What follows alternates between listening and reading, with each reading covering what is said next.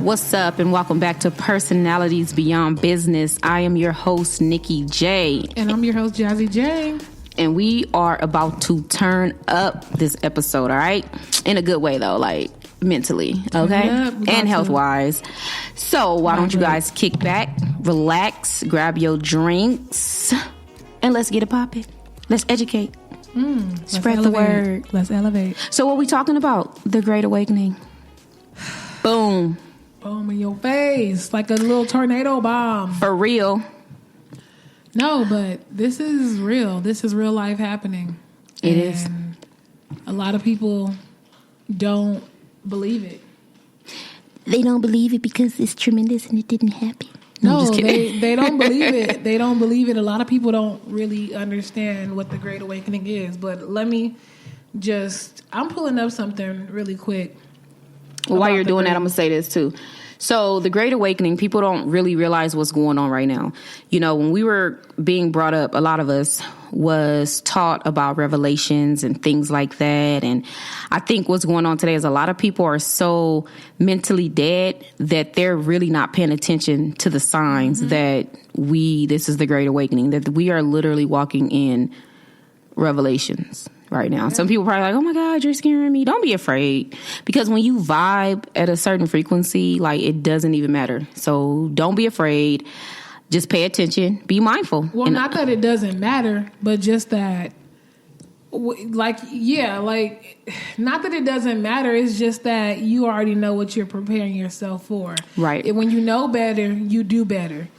And all you can do is prepare for your best. Most people look at you and they're like, well, why do you stay so positive and so much is going on around you? Well, all I can do is what I can do, and I do the best of that to my ability.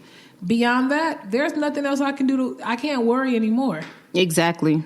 I like that because that is true.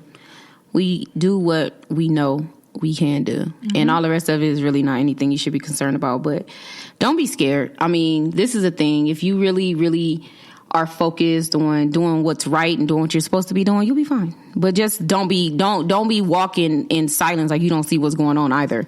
You know what I mean? Which brings me to the whole the recent news concerning the stimulus package. And I'm not going all off into stimulus because I don't really keep up with all of that, what's going on.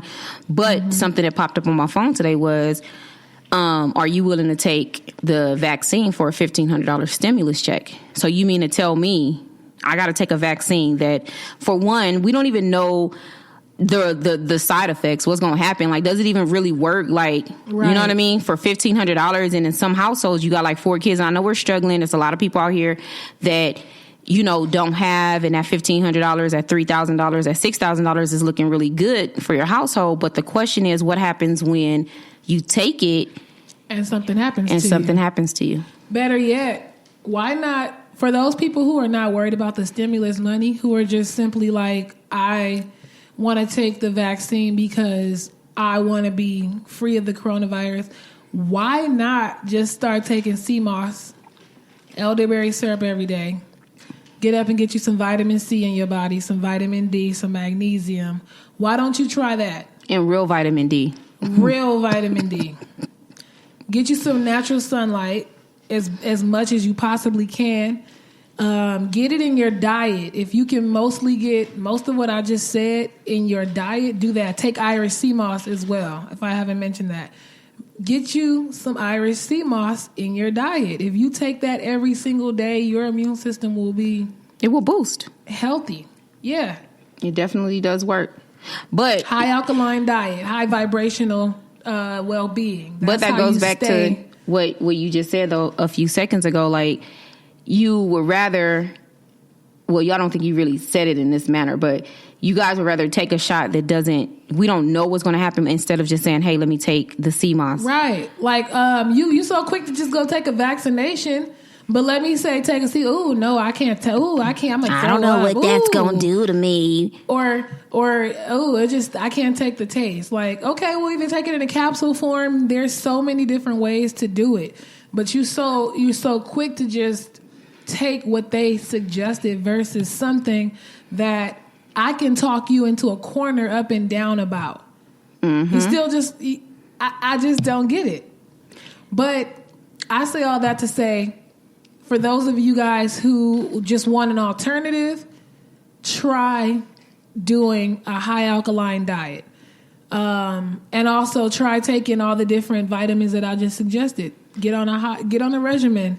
And these are the preventative methods of, from even contracting the virus, this pestilence.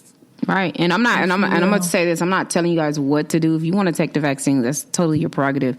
Do what you feel. All I'm saying is be mindful. Take precaution now. Take the steps now, so you don't even have to worry about a vaccine or worry about certain things, because you know that saying that certain things can't survive in a high alkaline body. You know what I mean? So just take the steps that you need to take now to get there, because we can't trust them.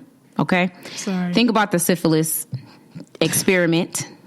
Think about it. Think about the HIV that they don't have a cure for, but have a cure for, but it's not available for the regulars. You get what I'm saying? So we're going to trust them with a vaccine that they developed in less than a year, less than 30 days, because from what I understand, this last vaccine they threw together in like 30 days. So, well, listen, I'm not going to bargain with my life. I'm going to trust Mother Nature and what's been put here on this earth for me to sustain my life to this point. And anything beyond that, I'm not going to put in the hands of somebody else. I'm not. Especially when the proof is there. Exactly. It's been proven. And I'm not going to do it.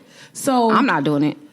Back to the Great Awakening. The Great Awakening is this mass spiritual awakening, not even just on a national level, but on a global level. And you think, how in 2020, how is it in all this chaos, everybody is supposed to become more enlightened and spiritually awakened? Well, when you think about it, and especially now coming into the second shutdown, during the times when we've been shut down, the energy goes somewhere. Yep. A lot of the times, the energy is within the people.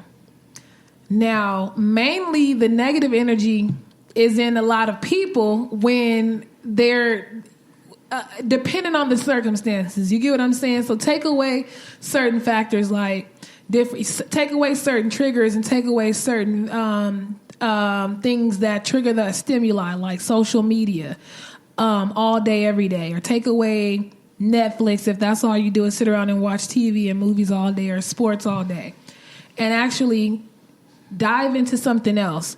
You'll notice that you naturally are inclined to know more about yourself. That's the first thing. Mm-hmm. Not about the world, not anything else. You end up learning and knowing more about yourself. And then also about the world around you. And then also about your connectedness to the world around you, and just how everything is everything. How everything is everything and nothing, and all of the same, but also different. But all of that together, you will figure out through just being sometimes alone in your own thoughts, or meditating, or taking the time to just learn something more. So the spiritual awakening is happening. A lot of the negative energy is starting to go back into the atmosphere where it belongs, and outside deep. Of our people. And we're starting to cling on to the higher vibrational energy that already exists in our atmosphere. It's already out there for us to grab. So many of us have gotten the intuitive nudges earlier on, where the universe had been nudging you to do something different or better or higher vibrational, or to let go of certain things, or to heal, or to love unconditionally, or to whatever it may have been in your life. You've gotten some kind of intuitive nudge, and we all get the nudges. Sometimes we get nudged even for the negative things, but it's easier to go that way because that's what we're more programmed to do. So the spiritual awakening is that shift of consciousness where you find out that you are something higher and greater than what we all have been programmed to believe for so much time. Mm-hmm. And it's inevitable. It's going to happen. It's going to happen. It's happening. It is happening. That unwiring, though, is definitely, because, I'm going through that right now, like rewiring my brain to not be what it was. You know what I mean? you mentioned, you know, when you're in a house and if you cut off like the TVs and things like that, you do reconnect to yourself, or you connect to yourself. I do a lot of like crafts, right? Like DIYs. I'll be feeling like, oh, really? So you can't answer me, but okay, that's fine. I'll make it myself. So when I'm in that, mode, like that's for me, that's like a certain level of meditation. Like it takes me somewhere.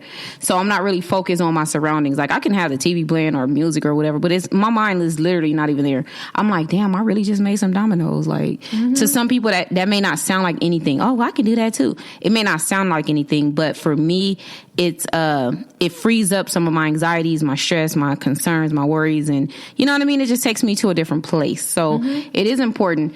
Also reading, you know, a lot of people don't want to read, and that's cool. You know, there's Audibles, there's so many different applications, but download that book, utilize certain services that you guys have all this access to be more productive, more positive, because with this great awakening, what I've noticed is not only are people waking up on a spiritual level, but they're also waking up in different ways. I see more Black people making their own candles. They're making their own food, you know what I mean? And they're understanding that, hey, share me, so people can buy from me. You know, I followed a page.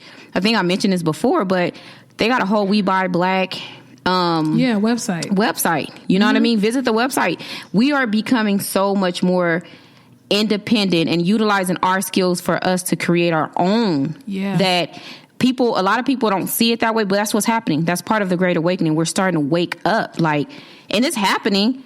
And, you know, not everybody is going to make it. You know what I mean? Some of your loved ones ain't going to make it because they just not vibing or on the level as you. But the point is, we are starting to see that, physically see it. So speaking of the people who may not make it, maybe even the naysayers, because those are sometimes the people who don't make it to the other side. Yeah. Well, you know, when you think about people that won't make it, I think a lot of times it's one of those conversations that you have, right? And it's like, damn, like, what if my favorite auntie don't make it because she's deciding to make certain decisions? This is the thing. I get it. You get what I'm saying? I love auntie. But at the end of the day, auntie is still an adult, and auntie is still responsible for making her own decisions. She knows just as well as I know that stop eating certain foods if you know you have high blood pressure. So you get what I'm saying? Yeah. Stop not listening to your vibration when it's speaking to you. Off. You get what I'm saying? Yeah. But instead you want to go do what you want to do. It's sad, but it's going to happen that way. You get what I'm saying? I'm the messenger. I can just give you the message. I can't take you to the well and force you to drink. Okay? So I'm sorry, auntie, I love you, but, and that's not hypothetical, but hey, it's nothing else I can do. I tried to teach you. I tried to help you. You know what I mean? I did my part. Yeah. You know what I mean? That's all you can do. It's a lot of dead people. Many are called, but only few are chosen. Exactly. So we already know how that plays out. That's a part of the people who may not make it. Exactly. Unfortunately, you were called. Those were those intuitive nudges that you kept not heeding to. You kept not waking up to it. And the more you do it, the chances are that you are going to be left behind. You're going to be a part of the people who don't have even, you know what? I'm not even going to say that you may not make it. You may be a part of the people who will have your hand out still. You will be a part of you will be a part of the poor still.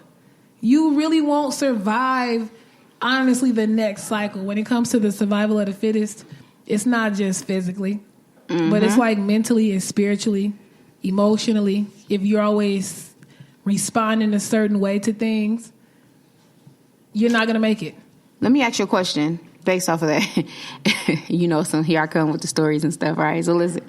So say everything gets worse, right? And we get into these little communities and stuff because it's survival mode now, right? Things is happening. You got to survive. Say if someone that you know you attempted to help for like a long time come see you and say, oh, I need help. Can I stay with you? I need to eat. I didn't save no money and things like that. Like, how would you respond to that? Like, what would be your response considering, like I said, I think everybody has the opportunity, or they have the ability to listen to their intuition and to do better and to provide for themselves now. What would you do if one of your loved ones or somebody you really cared about came to you in the heat of all of this chaos and said, hey, I need you to come. I need to stay with you.